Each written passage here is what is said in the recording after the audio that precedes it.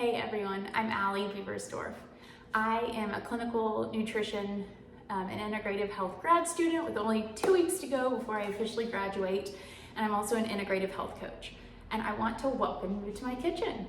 So today we are going to be making a few dishes, and the title of today's demo is 1 prepped ingredient equals 2 meals.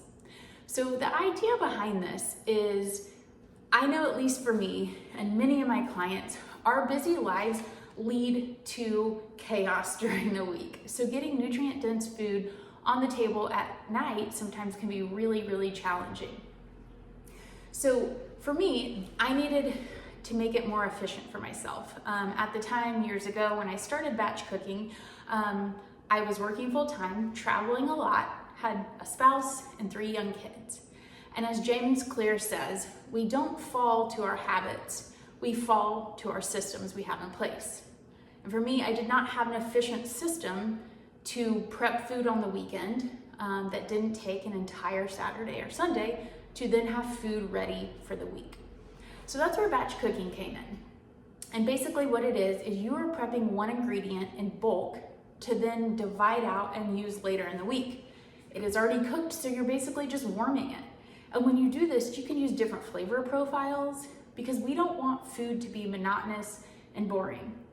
There is a lot of thought out there that healthy food, it just is bland, it's boring. It's the classic brown rice, steamed broccoli, and some bland, nasty chicken. And that is not what I am interested in. I want unique flavors. I want the mentality of what can we add to our plate? How can we up the game on our health even more? How can we get our families involved in the process and get our kids interested in eating nutrient-dense foods? So my main goal and objective is for you to leave here with 3 ingredients, or 3 recipes, I should say, that you can implement at home. You can prepare one base one, turn it into different things. I also want you to be able to learn how to make a balanced plate. It just becomes like clockwork. Again, this system. Do we have a healthy fat, a protein, some fiber, and some colorful fruits and vegetables? And also a goal is for you to not feel like walking into a kitchen is a chore or a task that you're dreading all day. Like, oh gosh, yet again, I have to go cook for my family. I have to quit hanging out with the kids so I can go cook. I want to change that mentality. I get to decide what's going into my body. I get to cook and provide nutrients for my kids, myself, and fuel our bodies.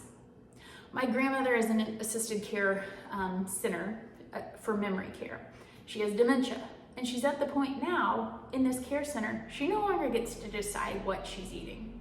She no longer decides what nutrients she puts in her food to support her health where she is in that season of life. So my goal is to make this fun. A kitchen should be filled with loud music, audiobooks, dance parties, and a place where we feel thankful for the bodies we have and for the chance we have to fuel it. So let's begin our journey. So first I want to talk with y'all about just kind of steps to getting in the kitchen, getting warmed up. So I pulled my hair back because nobody wants hair in their food. I just washed my hands so they are clean. Very important if you have kiddos helping you with those little germy paws after school, make sure they wash their hands. Next is a concept called mise en place.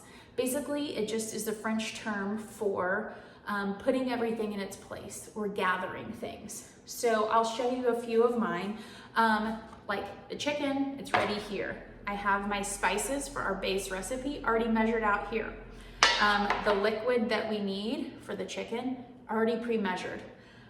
Mise en places can also be done on cookie sheets with parchment paper. Makes cleanup easy, but the thing about it is then you have everything pre-measured. You're not going to forget an ingredient. You have all of your toppings here because the chopping and everything like that can really slow you down.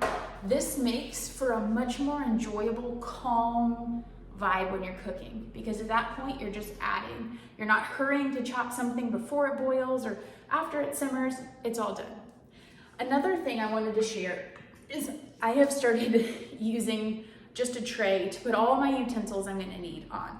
Because I am a scatterbrained human, and when I'm trying to cook sometimes, and a kid stops me to ask for this or need help with homework or whatever, I will set down my tongs and not be able to find them. So having one central location for all of your stuff is really helpful. Parchment paper is a great option, like I said, for cleanup, but the other part of that is whenever you're using things like herbs or like this, which is lime and orange zest, anything with naturally occurring oils, if you're using it on like a plastic cutting board, that plastic cutting board is absorbent. So it's going to absorb the oils out of the zest, out of maybe those chopped rosemary and other herbs, leaving them with less flavor because a lot of it has gone into the board. So this is just something to keep in mind, that this is a great step to get your kids involved in. Getting kids in the kitchen, getting them to get their buy-in into eating the nutrient-dense food that you're preparing is a lot of times just exposure, just continue to have it show up, right? And eventually they will try it. But also letting them be involved, because we are all proud of the things that we spend time on. So if they let them have a kid's knife, sit there and obviously help them and watch them, make sure our fingers are curled, right? We don't want to be chopping off any fingers, using the right techniques with a knife. That helps them feel proud and contribute to dinner, and it will definitely increase the chance of them trying and eating the food. Citrus juicers on Amazon, Target, wherever you go, are great too, right? Oh, you're really frustrated? Put the lemon in here. Squeeze it. How strong are you? Show me how strong you are. These are all things that kids love to do. We just have to give them the opportunity to do so. So we are going to go ahead and get started with our base recipe. So the base recipe is a protein recipe that we're going to use in multiple different dishes. Today, we are going to focus on chicken because I want to show you how magical chicken can actually be. None of that bland, disgusting boiled chicken nonsense. But you can also use this with all sorts of other things. You can use it with beef. So you could do, ground beef, and the ground beef could go into a soup. It could go into tacos. It could go into some sort of casserole. You could build a grain bowl around it.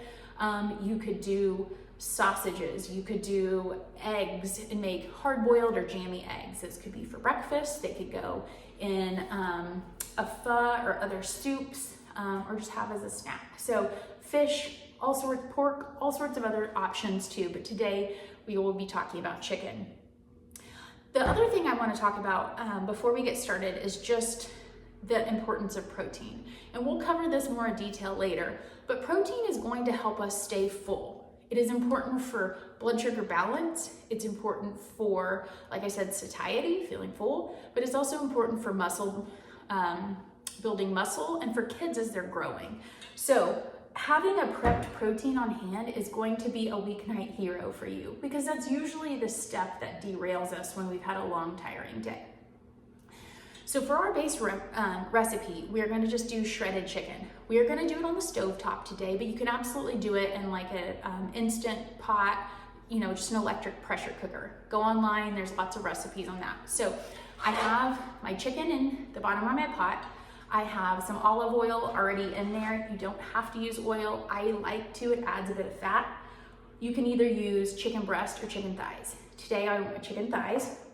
Then I'm going to, like we talked about, use the mise en place of my spices. So it's garlic powder, salt, and pepper.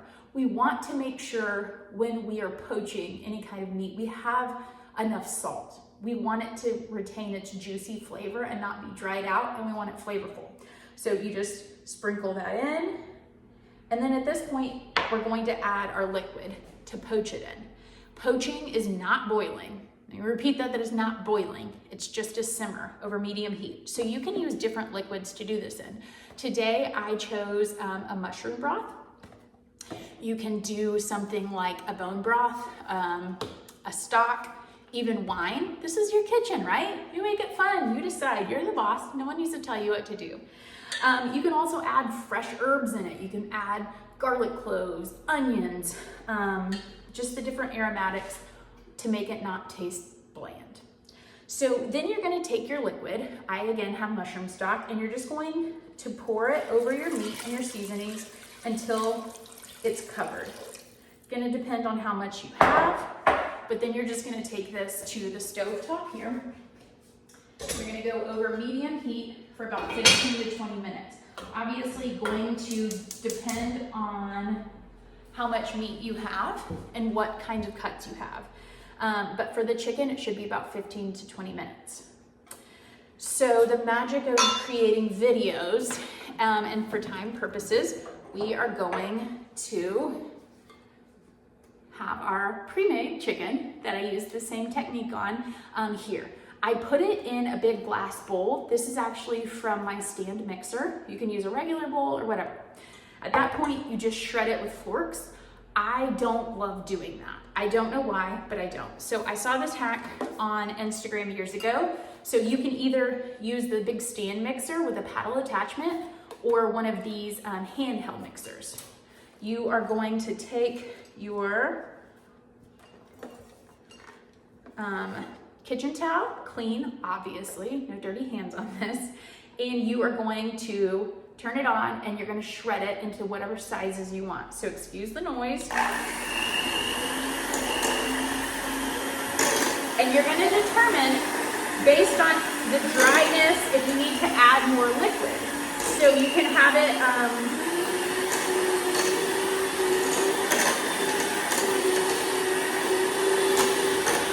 again, excuse the noise, the pause in conversation.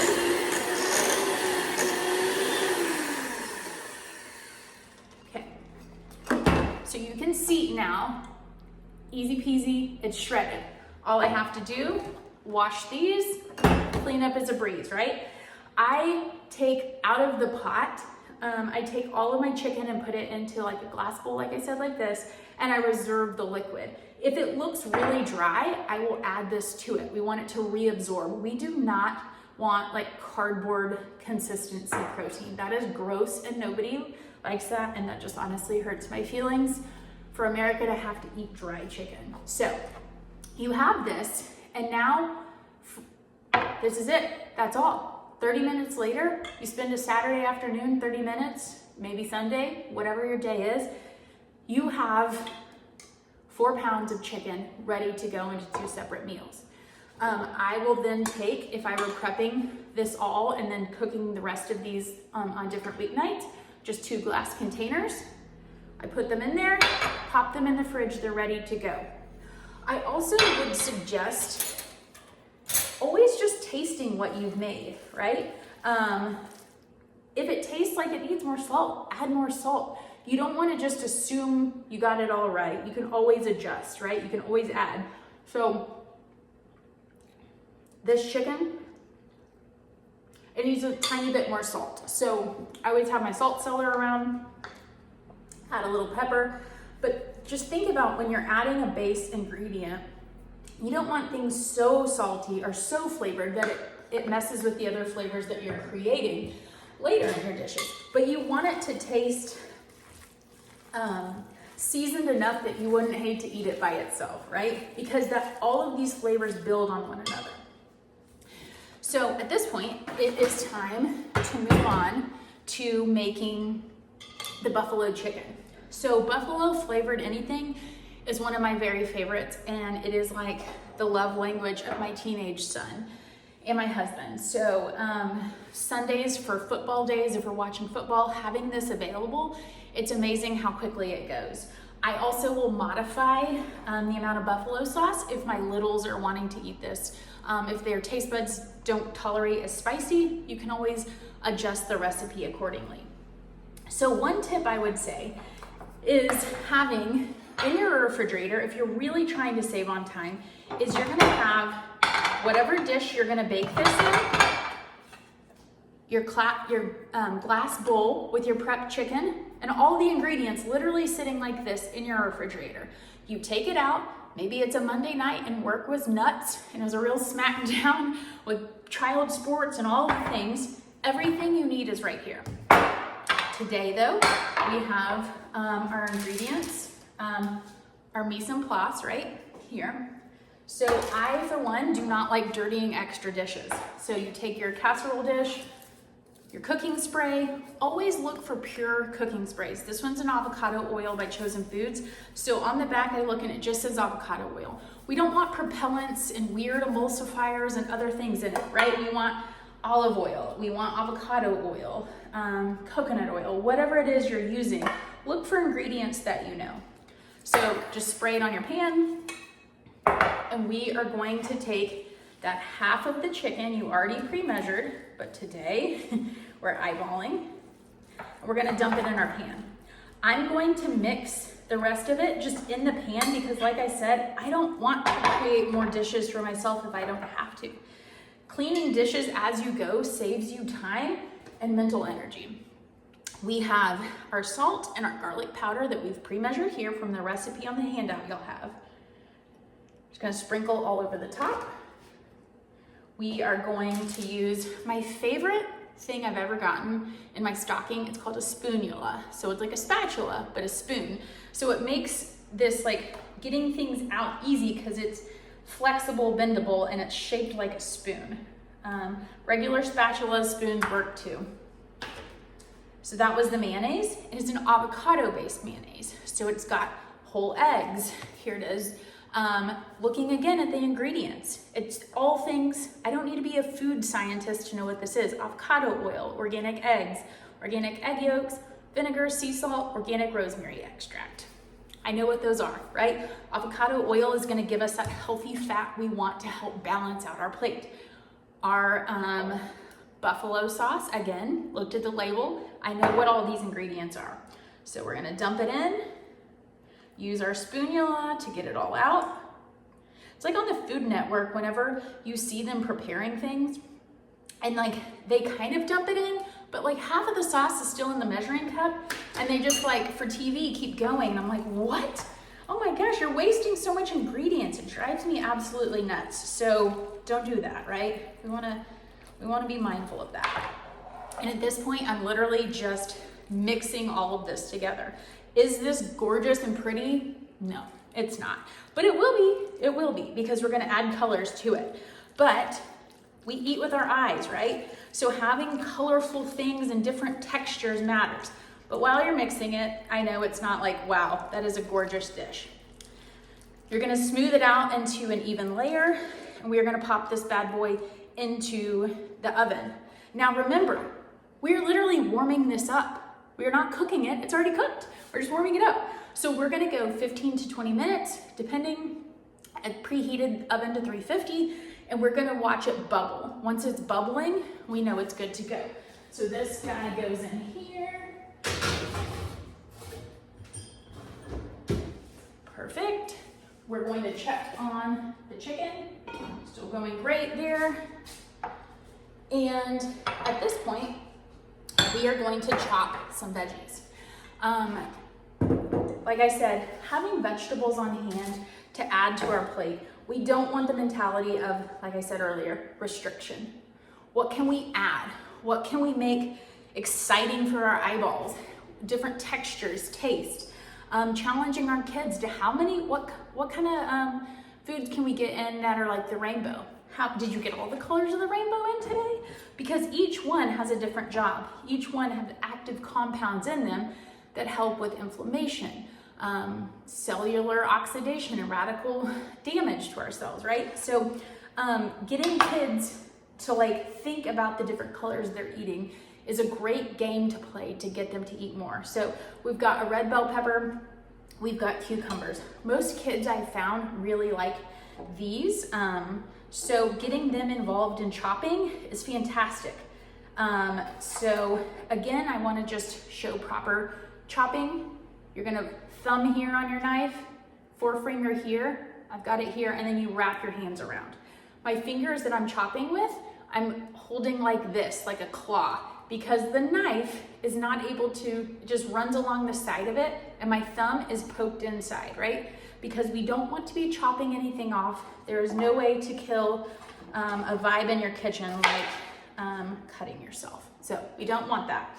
So we can either ask your kids, hey, do you want cucumber? Do you want them in spears?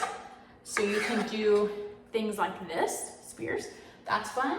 You can have them cut them in half. And again, get them to, like the plastic kids knives, to get them to help you. You cut it in half, and then we can use our hands like this and make moons. Do you want moons? And you just slowly walk your hands back. You can get them sometimes with younger kids. So you've got like your half moons here. And sometimes with younger kids, you can even just, use circles and talk about them being basically like coins, vegetable coins. And if they eat so many coins, we can have some other fun treats afterwards, like strawberries and whipped cream, things like that, making it fun, right? I also, love bell peppers. We got things flying in this kitchen, right? But getting them involved in chopping this, talking about what the different colors can do for their body. The antioxidants, like I was talking about, and polyphenols are basically compounds in colorful fruits and vegetables and spices that go in, and they're like the cleaning crew to any kind of cellular damage or stress that occurs in the body. So whenever we think about being a parent at night when your kids go to bed, right, your house may be kind of in disarray. We walk around tidying up, scrubbing things off, gosh knows what, off the counter, right? We are putting the pillows back on the couch because I don't know about your children, they're just like flying all the time and always on the floor. We are constantly cleaning up, tidying up after things, fixing it, putting it back in place. That's what antioxidants and polyphenols are. They're basically going into the damaged part of the cell from all sorts of different reasons, but basically tidying it up, trying to fight off that damage, put the cell back into place. So adding in different shapes, textures, colors is a really, really good way to do that. The other thing I wanted to talk about was just really thinking through how to balance your plate. So protein, like we talked about, building blocks of your cell, needed for hormones. They are skin, muscle, tissue maintenance, and as we age, we naturally decline, our muscle mass naturally declines after our 30s and 40s. It's estimated that, 8% decrease in muscle mass over a decade. So we're gonna need protein and movement to fuel that. For our little kids, we need those building blocks to grow. So having a quarter of your plate be protein, a quarter of your plate be like a starchy grain, whether that be, rice, quinoa, other things like that. And you could do a starchy vegetable. You could do fruit for that component. And then you're gonna have a healthy fat. Healthy fat being things like nuts, olive oil, olives, avocados, avocado oil, seeds. All of those things help with the protein, keep us feeling full longer. And then, adding in colorful fruits and vegetables for half of your plate, or vegetables for half of your plate. So you could do all sorts of greens, cauliflower, roasted, raw, whatever you want, but just thinking about it in quadrants. Vegetables 1/2, starchy vegetables, grains 1/4, and then protein 1/4. You can add fermented food, a few tablespoons of that helps with our gut health. So moving on at this point, we are going to work on our tacos. And we are going to use the other half to make, use like Mexican flavored food for tacos. So I'm just gonna take this and go straight into a saute pan after I add just like about a tablespoon of olive oil. You can absolutely measure it, have that pre-measured. When I have my oil pre-measured, I oftentimes end up spilling it, so I just pour it straight into the pan because I am very clumsy. We are going to then take our chicken, the other half, go straight into the pan. Normally I would warm my pan a little bit with the olive oil or avocado oil or coconut oil, whatever you're using, before I put my protein in there. However, for time purposes, we are going this direction. Okay, we're gonna go over like a medium heat. I don't know about y'all, but like I have my favorite burner and I don't like switching. So We're gonna have that. We're going to add our seasoning. We're gonna stir this around, and we are literally just going to heat it for a few minutes. As we do that, we have all of our fixings for our tacos and sides. We can now pull our delicious bubbly dip out. It's bubbling, it smells absolutely amazing. I wish you could be here and see this. So how we are going to serve this is we can put it in a lettuce wrap. 2 pieces of lettuce, put this in, top it with some pumpkin seeds. Fantastic source of zinc and magnesium, and it adds a crunch. You could put it on the plate as a dip with some crackers. You can add a bunch of your vegetables. You can top it with green onions. Again, we're in the add mentality. One tip I want to show you, green onions, a lot of times when you're slicing, you can smush them. Use your kitchen scissors and just cut the perfect size pieces, whatever size you're looking for, right? So as we're wrapping up, and our chicken is cooking on the back of the stove here, for our tacos, again, we're just warming it. If we had more time, you'd be able to see what we could use this in. But at this point, we are, you are seeing, I'm hoping, how we can use our spice drawer to be the magical wizards of our kitchen, right? So you can then take that spice mixture and you can switch it out. You want maybe Mediterranean flavor? Well, let's use garlic and oregano and dill. Or if you want Italian, let's use herbes de Provence or Italian seasoning.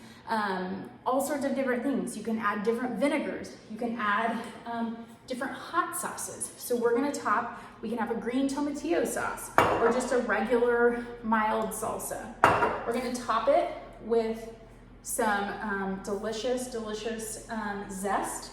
We have cilantro we're gonna add. I'm gonna put this, we can serve it on a tortilla. I'm gonna have it in a bowl, and I'm gonna use some cauliflower rice from the frozen section at my grocery store. Put that in the microwave for 5 minutes, about half the plate. We have our delicious sauteed seasoned chicken. Top it with this, zest, a squeeze of lime juice. We have some pre-cut onions, a little bit of cilantro, and again, herbs. Cilantro is very, very high in anti-inflammatory properties. Same with citrus. We're getting all that vitamin C and all of the other nutrients we were talking about, like polyphenols and antioxidants to help tidy up the cellular damage. So with this, you can see we have 2 meals done in 30 minutes, right? So I hope that you are able to take these home and use them in your home. I hope you're able to help your kids get involved in the kitchen. I hope you leave here with the confidence of knowing how to transform one simple ingredient with your spice drawer. But more than anything, I hope you leave here with a new system you can put in place to really, really give yourself all of the help you can to get that healthy lifestyle that you're looking for with the limited amount of time that we all have. Happy cooking, and I'm proud of you for showing up.